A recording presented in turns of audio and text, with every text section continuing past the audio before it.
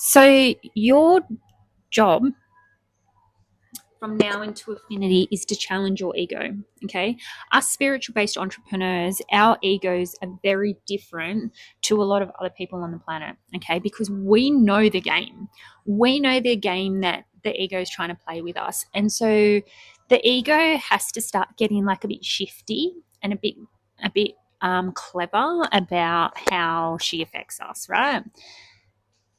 It's no longer procrastination. It's no longer the obvious things because we're aware of it now. So our ego is getting like even shiftier. So we've got to challenge our ego back. So a big one for me was like, why would people pay you instead of that coach that's already making millions of dollars? It's like, well, why not me? Why not me?